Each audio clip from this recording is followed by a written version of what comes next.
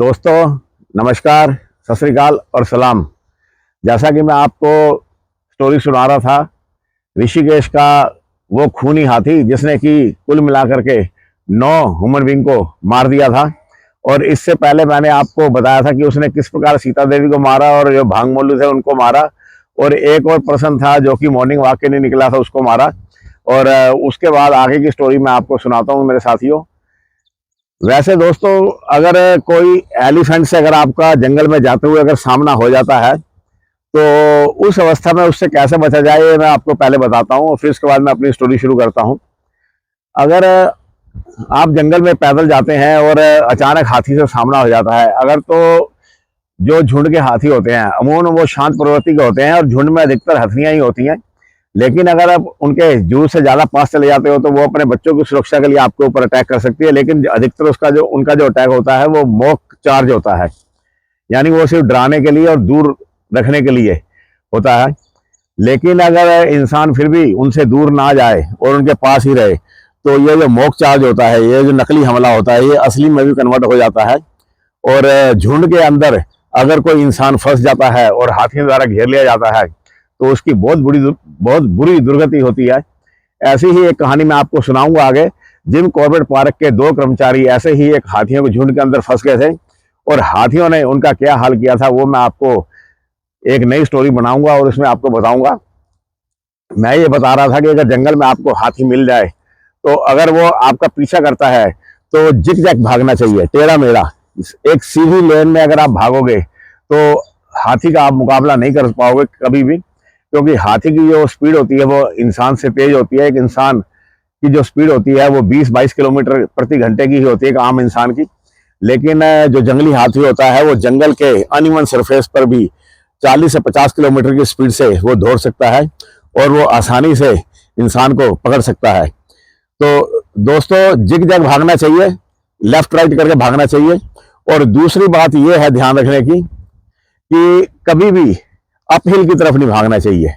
Uphill का मतलब ये देख रहे हो, ये ऊंचाई की तरफ ये रास्ता जा रहा है, ये ऊंचा हो रहा है रास्ता, अगर मैं इस पे दौड़ूंगा तो मेरी स्पीड कम हो जाएगी। लेकिन ये मत समझना कि हाथी भारी भरकम जानवर है तो उसकी स्पीड कम हो जाएगी। वो अपनी स्पीड को मेंटेन रखता है हाइट पे, और इसलिए कभी भी अपहिल की तरफ ना जाके डाउन हिल की तरफ, जैसे ऊंचाई से नीचे की तरफ अगर आप आते हैं तो हाथी की स्पीड कम हो जाती है, जबकि इंसान की स्पीड डाउन, ऊपर से जब आप नीचे उतरते हो तो इंसान की स्पीड, किसी भी ह्यूमन की स्पीड ज्यादा हो जाएगी, बल्कि हाथी की स्पीड कम हो जाएगी। उसको थोड़ा संभल के उतरना पड़ेगा। और दूसरी बात यह है कि उसका जो ध्यान होगा वो संभालने की तरफ रहेगा, अपने पैरों को रखने के लिए कि कहाँ खड्डा है कहाँ नहीं। इसलिए जो हाथी अगर पीछा करे इंसान का तो डाउन हिल की तरफ भागना चाहिए। पहली बात यह कि जिगजैग भागना चाहिए, और दूसरी बात यह है कि डाउन हिल की तरफ भागना चाहिए।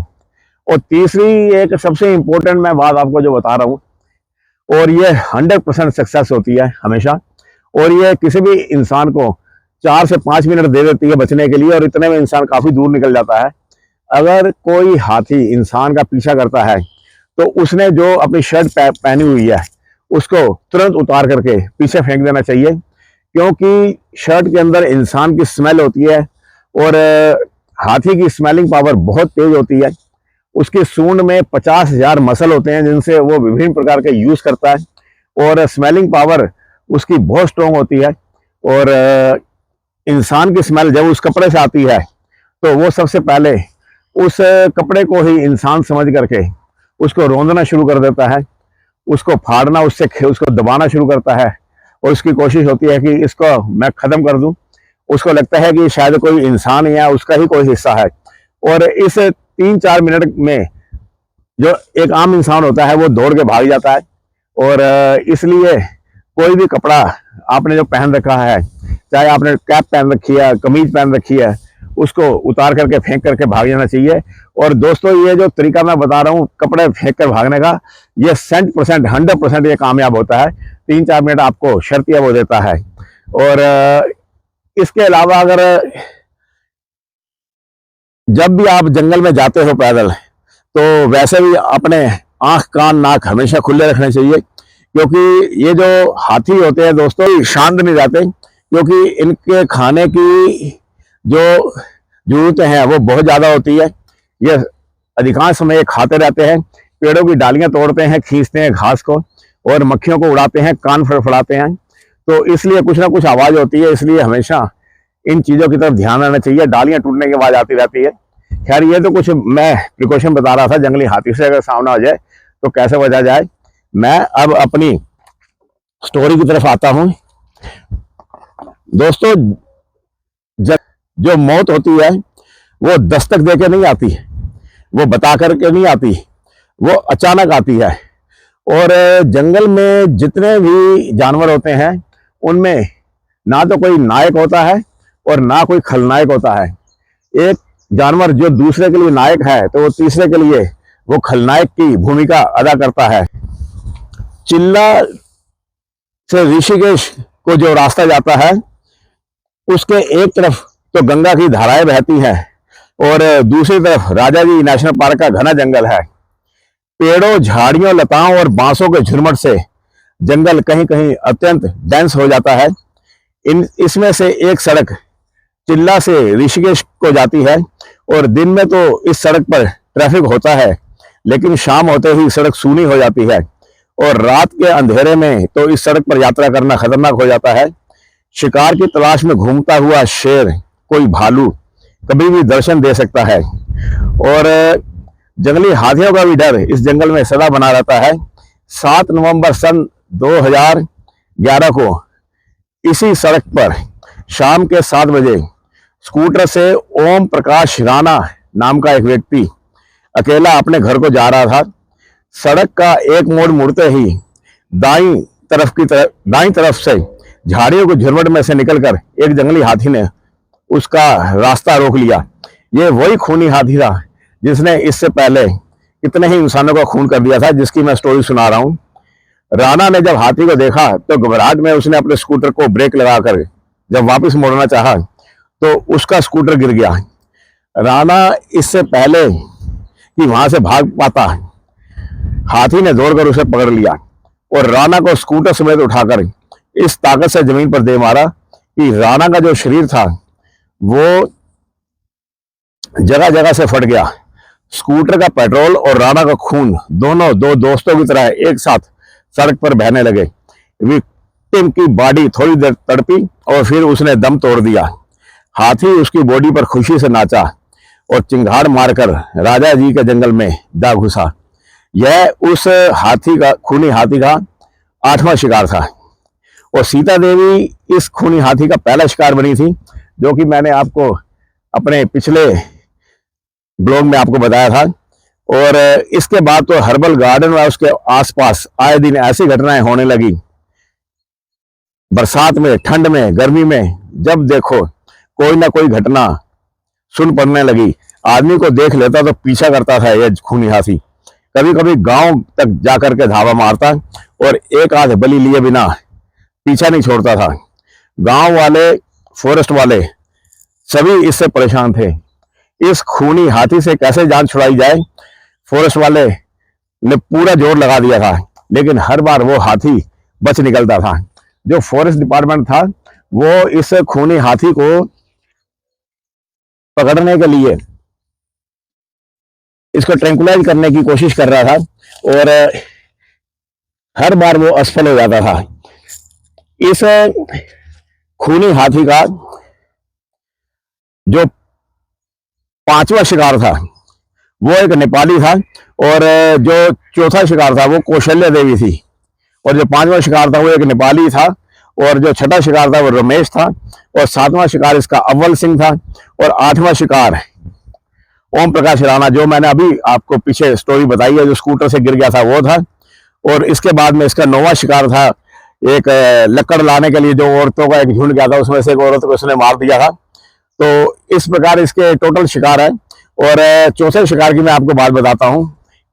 कौशल्या देवी 30 जून सन 2011 को 7-8 औरतों के साथ में खैर सिर पे रख करके ला रही थी ये औरतों की टोली। और ये जो औरतें थी ये जंगल के अंदर गई थी घास लाने के लिए अपने जानवरों के लिए, और जो घास थी वो थोड़ी उनकी आंखों के आगे लटक रही थी, तो गट्ठा सिर पे उठा रखा था, तो उसकी वजह से उनकी जो दृष्टि थी वो बाधित हो रही थी, मतलब उनको इतना क्लियर नजर नहीं आ रहा था। रास्ता तो उनका देखा हुआ था, इसलिए वो चली आ रही थी। और सबसे आगे थी कौशल्या देवी। और हाथी ने जब इनको देखा तो एक पेड़ के नीचे वो चुपके से खड़ा हो गया। और उसके बाद में जैसे ही कौशल्या देवी उसके पास पहुंची, क्योंकि कौशल्या देवी को उसका पता ही नहीं चला, एक तो उसको ढंग से नजर नहीं आ रहा था क्योंकि घासें लटक रही थी, और दूसरा हाथी बिल्कुल स्टिल होकर शांत होकर के खड़ा हो गया था। और जैसे कौशल्या देवी पास आई तो हाथी ने एक चिंगाड़ मार करके कौशल्या देवी की तरफ दौड़ लगा दी, और कौशल्या देवी भाग भी नहीं पाई और उसको हाथी ने पकड़ लिया और गट्ठर समेत उठा करके जमीन पर दे मारा। और जो पीछे औरतें आ रही थी वो सब गट्ठर को फेंक करके भागी, और जो हाथी था उन औरतों के पीछे भागा, लेकिन उन्होंने क्योंकि अपने गट्ठर जमीन पर फेंक दिए थे, इसलिए वो उन गट्ठरों में बिजी हो गया, और गट्ठरों में बिजी होने की वजह से उन औरतों की जान बच गई। इस प्रकार दोस्तों, जैसा कि मैंने आपको पहले बताया था शुरुआत में इस ब्लॉग में, अगर हाथी से बचना हो तो जो सामान आपके पास में है, कोई कपड़ा है, उसे फेंक कर भाग जाना चाहिए। यहाँ पर उन औरतों की जान इसलिए बची क्योंकि वो गट्ठर फेंक कर भाग गई थी, नहीं तो वो हाथी 2-3 और औरतों की बलि ले लेता, क्योंकि हाथी की दौड़ बहुत तेज होती है, अजय दौड़ होती है, उसको हरा पाना इंसान के लिए मुश्किल होता है। और इस प्रकार कौशल्या देवी इसका चौथा शिकार बनी, और जो 5वां शिकार था वो बने एक नेपाली। दरअसल में ये जो घटना हुई 5वें शिकार की, ये बात है जुलाई के महीना था और सन था सन 2011। और जंगल में एक पेड़ था, जंगल के किनारे जामुन का, बड़ा भारी पेड़ था, उस पर जामुन लगे हुए थे। सावन भादों के महीने में जामुन लगते हैं, जामुन का मौसम होता है। और 2 नेपाली लड़के जामुन तोड़ने के लिए जंगल में गए और दोनों पेड़ पर चढ़ गए, और पेड़ पर चढ़ के उन्होंने खूब सारे जामुन अपने थैले में भर लिए। और इस थैले में भरते हुए कुछ जामुन टूट करके नीचे गिर गए, और उसमें से एक लड़का नीचे उतर करके जो नीचे जामुन गिरे हुए थे उनको थैले में भरने लगा, और एक नेपाली लड़का ऊपर ही बैठा हुआ था। और इतने में वो जो खूनी हाथी था उसने इस नीचे खड़े लड़के को कहीं देख लिया, कहीं से वो वहां कहीं से जा रहा था, और जैसे ही उसने उस लड़के को देखा और वो घात लगा करके बड़े धीरे धीरे सधे कदमों से आगे बढ़ने लगा। और जब ऊपर बैठे नेपाली लड़के ने देखा कि ये एक हाथी नीचे खड़े दोस्त की तरफ वो आ रहा है, तो उसने, वो जो लड़का ऊपर पेड़ के ऊपर बैठा हुआ था, उसने जो नीचे उसका दोस्त था वो जो जामुन इकट्ठे कर रहा था, उसने उसको चिल्ला करके सावधान किया कि हाथी आ गया है।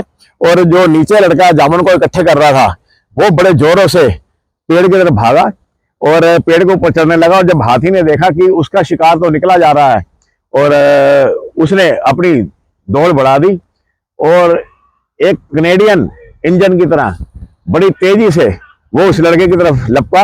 और लड़का जब 10-11 फीट की ऊंचाई तक पहुंच चुका था पेड़ के ऊपर में, तब तक हाथी पेड़ की जड़ पे पहुंच गया और उसने लपक करके सूंड से उसको नीचे उतार लिया। क्योंकि हाथी की उम्र जो हाइट होती है वो 9-10 फीट की होती है, और सूंड से आगे बढ़ा करके उसकी जो रीच होती है वो 14-15 फीट तक हो जाती है। और उसकी रीच से वो लड़का बाहर नहीं जा पाया था, और 12 फीट की ऊंचाई से उसने सूंड से पकड़ करके उस लड़के को जमीन पर दे मारा। और जैसे ही उसे जमीन पर दे फेंका उसने उस लड़के को, और साथ ही उसके ऊपर उसने अपना पांव भी रख दिया, और इस प्रकार उस लड़के को कुचल करके मार डाला। और इसके बाद में उसका ध्यान ऊपर बैठे लड़के की तरफ गया, और उसने सोचा कि आज तो इस पर भी हाथ साफ करूंगा। और उसने उस लड़के को पकड़ने की कोशिश की, लेकिन वो लड़का 20-25 फीट की ऊंचाई पर था। और इसके बाद उस हाथी ने काफी चेष्टा करी उस लड़के को पकड़ने की, और पेड़ों की डालियां वो तोड़ने लगा, और निरंतर वो पेड़ों की डालियां तोड़ता जा रहा था जो जो उसकी सूंड की पकड़ में आ रही थी। लेकिन लड़का फिर भी काफी ऊंचाई पर था, और वो और ऊंचाई पर चढ़ गया। और इसके बाद में उस हाथी ने उस पेड़ को माथे की टकरों से गिराने की कोशिश की, लेकिन वो पेड़ काफी बड़ा था, पूरा अंगद का पैर साबित हुआ वो पेड़। और पूरा जोर लगाने के बाद भी जो हाथी था उस पेड़ का कुछ बिगाड़ नहीं पाया। हालांकि जो जामुन का पेड़ होता है उसको कच्चा माना जाता है, जो आम का पेड़ होता है वो भी कच्चा माना जाता है, लेकिन वो खूब भारी पेड़ था। और वैसे जो पेड़, ये जो जामुन है या आम का जो लकड़ होती है दोस्तों, ये लकड़ तो इतनी कच्ची नहीं होती, इसका ज्वाइंट कच्चा होता है, इसलिए जामुन के पेड़ पर से कई बार डाली टूट जाती है तो वो अपने ज्वाइंट से ज्यादा टूटती है। खैर, उसके बाद वो हाथी इस तरह से पेड़ के नीचे खड़ा हो गया जैसे कुछ हुआ ही ना हो। और इसके बाद में जो नीचे नेपाली लड़के की बॉडी पड़ी थी, उसके बाद दोबारा से उसने उसको इधर उधर फेंकना शुरू कर दिया और जानने पहचानने की सीमा से उसको पार पहुंचा दिया। और उसके बाद में जब उसका मन भर गया तो वो धीरे धीरे एक तरफ को निकल गया। और जो ऊपर लड़का बैठा था वो डर से थर थर कांप रहा था और उसने अपने दोस्त का हाल देखा था, ऊपर से क्या हाल किया था हाथी ने। और जब हाथी चला गया तो फिर भी वो लड़का पेड़ से नहीं उतरा। और एक तरह से ये उसने अच्छा ही किया था, क्योंकि वो जो हाथी था वो जाने का सिर्फ उसने नाटक भर किया था और एक झुरमट की ओट में जाकर के वो छिप गया। और वो जो लड़का था उसने जब देखा कि हाथी चला गया है, वो नीचे उतरने लगा। अभी वो आधा ही नीचे उतरा था कि जो हाथी था लपक करके उसकी तरफ बढ़ा और लड़का तुरंत पेड़ के ऊपर दोबारा से चढ़ गया। और अगर वो लड़का जमीन पर उतर गया होता तो उसका भी वही हाल होता, 11-12 फीट की ऊंचाई से वो उसको उतार लेता। लेकिन लड़का अभी 8-9 फीट की ऊंचाई तक ही था और हाथी का सबर टूट गया और वो दोबारा से झुरमुट में से निकल करके आ गया। और इस प्रकार उस हाथी ने घात लगाई थी दूसरे लड़के को मारने के लिए, लेकिन दूसरे लड़के की जिंदगी बची हुई थी तो वो फिर दोबारा से ऊपर चढ़ गया। और उसके बाद हाथी फिर आधे घंटे तक उस पेड़ के आसपास घूमता रहा और इसके बाद में वो फाइनली चला गया और उसका सबर का बांध टूट गया। इसका कारण ये होता है दोस्तों कि ये जो हाथी होता है इसकी जो खाने की जरूरत होती है वो बहुत ज्यादा होती है। बिना खाए ये ज्यादा देर तक रह नहीं सकता, ऐसे ही इसकी पानी की जरूरत भी बहुत होती है। और हाथी 24 घंटे में से 15-16 घंटे तो खाता ही रहते हैं। अगर वो 3-4 घंटे उसके नीचे वेट करता तो वो खाता क्या, इसलिए उस हाथी को वहां से जाना पड़ा, उसका सबर का बांध टूट गया। लेकिन वो लड़का फिर भी उसको यकीन नहीं हुआ कि वो हाथी चला गया है, इसलिए रात भर वो लड़का पेड़ पर रहा और सुबह उतर करके ही वो वापस गांव में गया और वहां पर जाकर के उसने पूरा घटनाक्रम बताया। और जो उस नेपाली लड़के की बॉडी थी उसको रिकवर किया गया। वो बॉडी गया थी, उसको बस एक थैले में भर कर लाए थे और रात के अंधेरे में कुछ गीदड़ उसकी आधी बॉडी को खा गए थे और चींटियां लग गई थी उसकी बॉडी में। और इस प्रकार एक बड़ी दर्दनाक मौत उस हाथी ने उस लड़के को दी। और इसके बाद में दोस्तों जो छठा शिकार था वो था रमेश। ये बात है सितंबर सन 2011 की। रमेश अपने गांव से अपने घर जा रहा था, रास्ते में देहरादून बाईपास में उसका उस हाथी से सामना हो गया और हाथी ने उसको दौड़ा करके पकड़ लिया और कुचल कर मार डाला। इसके बाद दोस्तों 3 अक्टूबर सन 2011 को अव्वल सिंह जो अपने गांव के बाहर ही सुबह उठकर अपने काम के सिलसिले में निकला था, उसको भी उस हाथी ने पकड़कर मार डाला और उसका भी उस अभागे दिन उस हाथी से सामना हो गया। और इसका 8वां शिकार तो मैंने आपको शुरू में ही बता दिया, ओम प्रकाश राणा किस प्रकार स्कूटर से गिरा था और हाथी ने स्कूटर समेत उसको उठा के पटक दिया है। और इतना ही नहीं, 7 नवंबर को इसने ओम प्रकाश राणा को मारा था और 10 नवंबर को एक भाग्यशाली व्यक्ति जिसका नाम था इनाम अली, दरअसल 10 नवंबर सन 2011 की बात है, नाम का एक व्यक्ति जो कि गांव में घूम घूम करके चना वगैरह बेचा करता था और वो एक गांव से दूसरे गांव पैदल निकल रहा था और तभी उसका हाथी से सामना हो गया। और जैसे ही इनाम अली ने देखा सामने से हाथी आ रहा है, वो जोरों से भागा और हाथी ने उसका पीछा किया। और इनाम अली की दौड़ काफी तेज थी, लेकिन हाथी को फिर भी नहीं हरा सकता था। और जो इनाम अली था वो उसने जब देखा कि हाथी के और उसके बीच का डिस्टेंस कम होता जा रहा है, तो उसकी किस्मत अच्छी थी कि सामने एक नाला आ गया। नाला मतलब एक जंगली नाला से, जिस प्रकार से दोस्तों ये एक नाला है आप देख रहे हो, ये तो खैर एक छोटा सा नाला है, वो उसकी जो गहराई थी वो करीब 10 फीट 9 फीट की उसकी गहराई थी उस नाले की। उसके जो किनारे थे नाले के वो सीधे थे, ऑलमोस्ट, ज्यादा स्लांट नहीं था और उसमें से झाड़ियां लताएं लटक रही थी। और जो इनाम अली था वो भागता हुआ आया और सीधा उस नाले के अंदर ही कूद गया। और कूदने के बाद में वो बुरी तरह से हाँफ रहा था, क्योंकि आधा किलोमीटर उस हाथी ने उसको दौड़ा लिया था। और जब हाथी वहां पर आया तो नाले में वो उतर नहीं पाया, क्योंकि नाले का जो ढलान थी वो खड़ी थी ऑलमोस्ट खड़ी थी, 80 डिग्री 70 डिग्री की उसकी ढलान थी।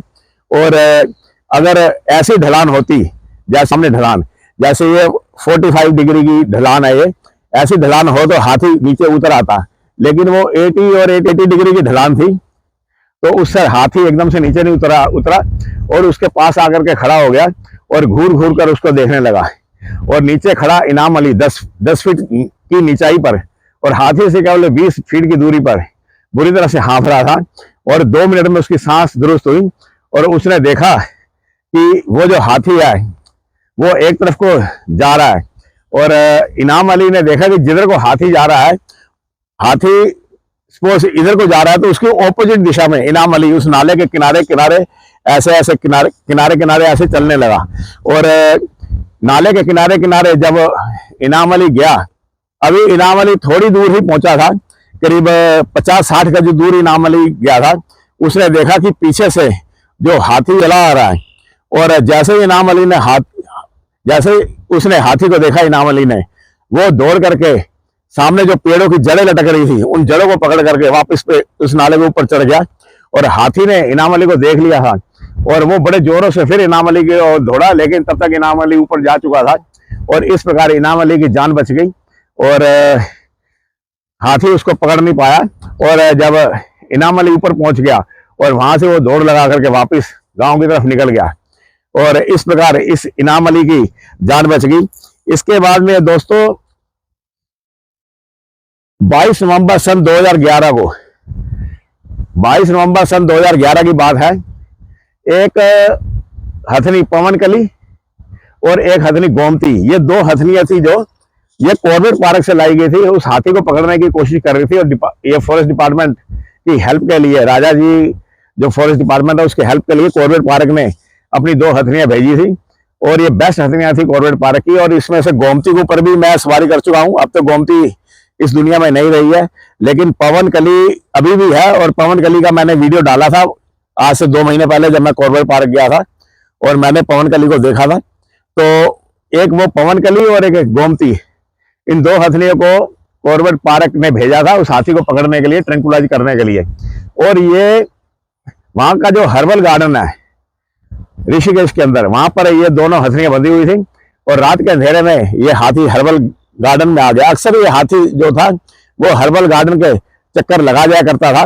और उस रात जब वो हर्बल गार्डन में आया तो उसने जो पवनकली हथनी थी उसके ऊपर में जब इसने हमला करने की कोशिश की तो जो गोमती थी वो इस हाथी से उलझ गई और जो हाथी था ये खूनी हाथी, इसने पवनकली को छोड़ करके गोमती की तरफ ये होग लिया और गोमती में और उस खूनी हाथी में वहां पर एक झड़प हुई। और उस खूनी हाथी के सामने तो ये हथनियों की क्या बिसात थी, क्योंकि बल में तो वो खूनी हाथी चलो थोड़ा ज्यादा होगा, लेकिन उसके पास दांत थे 2 लंबे लंबे और उन दांतों से उसने गोमती को घायल कर दिया। जब वो गोमती को दांत घोंप रहा था तो पीछे से पवनकली ने उसको कई जोरदार टकरे मारी थी। और जब उस हाथी ने देखा कि ये दोनों हथनियां मिलकर के उससे झगड़ रही हैं, तो वो हाथी ने वहां से भागने में ही भलाई समझी। और उसके भागने का दूसरा कारण यह था कि उसके जो महावत थे उनकी भी आवाजें सुनकर के नींद खुल गई थी और वो भी शोर करते हुए, हवाई फायर करते हुए वहां आए और बाद में गोमती का इलाज किया गया। लेकिन ये जो जख्म उस तस्कर हाथी ने, उस खूनी हाथी ने गोमती हथनी को दे दिए थे, उससे गोमती के जो जख्म ठीक तो हो गए थे, लेकिन उसमें काफी वीकनेस आ गई थी और इस वीकनेस की वजह से बाद में उसको जल्दी रिटायर कर दिया गया था। और बाद में वो गोमती हथनी अपनी इस वीकनेस की वजह से ही वो जल्दी बीमार होगी और बाद में मृत्यु होगी उसकी। बहुत अच्छी हथनी थी, उस पर मैंने बैठ करके कई जंगल यात्राएं की हैं और पवनकली को वो घायल नहीं कर पाया, पवनकली बच गई थी। और इस प्रकार इस हाथी ने पालतू हथनियों को भी घायल कर दिया था। इसके बाद में इसका जो 9वां शिकार था वो दिसंबर 2011 में एक गांव की औरतें लकड़ लाने के लिए गई थी और उनको इसने पकड़ कर एक औरत को मार डाला था। और जो फॉरेस्ट डिपार्टमेंट था वो लगातार इसको पकड़ने की कोशिश कर रहा था और कई बार वो कामयाब होते होते रह गए थे। एक बार तो इसको ट्रंकुलाइज भी कर दिया गया था, लेकिन ये जो बदमाश हाथी था ये रात के अंधेरे में जंगल में जा छिपा और वहीं कहीं बेहोश हो गया होगा और बाद में होश आ गई होगी इसको। और इसके बाद में फाइनली इस हाथी को 4 जनवरी सन 2012 को 4 जनवरी सन 2012 को जब ये हर्बल गार्डन में दोबारा से आया था तो इसको ट्रंकुलाइज किया गया और ट्रंकुलाइज सक्सेस हो गया। और बाद में इसकी आंखों पर कपड़ा रख करके और एक क्रेन को बुलाया गया और क्रेन से इसको जकड़ करके इसको सीधा रखा गया ताकि ये गिरे ना, क्योंकि अगर बेहोश हो जाएगा तो गिर जाएगा तो उसको चोट भी लग सकती थी। और सबसे पहला काम यह किया गया कि उसके दांत काटे गए आगे से, जो नुकीले दांत थे उन दांतों को काट करके, पूरे दांत नहीं काटे, उसके आगे के नुकीले के 1 फुट 12 इंच का जो हिस्सा था वो काट दिया गया। और दोस्तों ट्रंकुलाइज जब किसी जानवर को किया जाता है, जैसे हाथी है या शेर है या टाइगर है, तो वो पूरी तरह से बेहोश नहीं होते, उनको थोड़ी बहुत होश रहती है और उनको आवाज भी आती रहती है। और इसलिए उस हाथी को इतना तो खबर थी कि इंसानों ने मुझ पे कुछ ऐसा असर किया है कि वो बेबस हो गया है। उसको आवाजें तो सुन रही थी इंसानों की, और लेकिन वो कुछ कर नहीं सकता क्योंकि उसके जो हाथ पैर होते हैं वो अशक्त हो जाते हैं, मतलब उतनी उसमें रिएक्ट करने की पावर नहीं बचती। बेहोशी का असर 2 से 3 घंटे तक रहता है। और इतने में उस जो हाथी था उसके दांत काट करके उसको एक ट्रक के ऊपर चढ़ाया गया और बाद में उसको जो राजा जी पार्क का जो चिल्ला रेंज है वहां से करीब 20 से 25 किलोमीटर अंदर जंगल के डीप जंगल में उसको छोड़ दिया गया। और इस प्रकार उस खूनी हाथी से जो ऋषिकेश और उसके आसपास का इलाका था उनकी जान बची और वो खूनी हाथी दोबारा ऋषिकेश नहीं आया। और फरवरी सन 2000 में उस हाथी को वहीं चिल्ला के जंगलों में देखा गया। उसके दांत जो थे वो दोबारा से बढ़ गए थे, लेकिन उसमें जो खूनी प्रवृत्ति थी वो उसकी शांत हो गई थी। क्योंकि ऐसा होता है कि अगर आप कोई चीज सीखते हो दोस्तों, तो सीखी हुई चीज को भूलना बहुत मुश्किल काम होता है। वो हाथी ये सीख गया था कि ये इंसान ने मुझको बेहोश करके पकड़ा है, मेरे दांत काटे हैं, अगर मैं फिर ऐसी बदमाशी करूंगा तो ये फिर कोई ऐसा काम कर सकते हैं। इसलिए उसने इंसानों को मारना छोड़ दिया, लेकिन जंगल में जो जिप्सियां जाती हैं उनका वो पीछा जरूर करता है और आज भी वो पीछा करता है। और आज भी वो वहीं जंगलों में चिल्ला के अंदर 20-25 किलोमीटर डीप जंगलों में वो रहता है और आती जाती गाड़ियों का सामना हो जाए तो पीछा करता है। तो ये थी स्टोरी दोस्तों उस खूनी हाथी की। और उस खूनी हाथी को जिंदगी बख्श दी गई, उसको मारा नहीं गया और पकड़ करके उसके दांत काटकर दूर जंगल में छोड़ दिया गया। और खूनी हाथी की स्टोरी यहीं पर समाप्त होती है दोस्तों। इसके बाद मैं आपको कोई नए मैन ईटर टाइगर की स्टोरी लेके आऊंगा या फिर उस खूनी हाथी की स्टोरी लेके आऊंगा, उन हाथियों के झुंड की, जिन हाथियों के झुंड में फंस करके 2 कॉर्बेट पार्क के 2 फॉरेस्ट गार्ड थे वो फंस गए थे और बुरी तरह से हाथियों ने उनको कुचल डाला था। या तो ये स्टोरी सुनाऊंगा या किसी मैन ईटर टाइगर की स्टोरी सुनाऊंगा। अपना ख्याल रखना दोस्तों। नमस्कार, सत श्री अकाल और सलाम दोस्तों।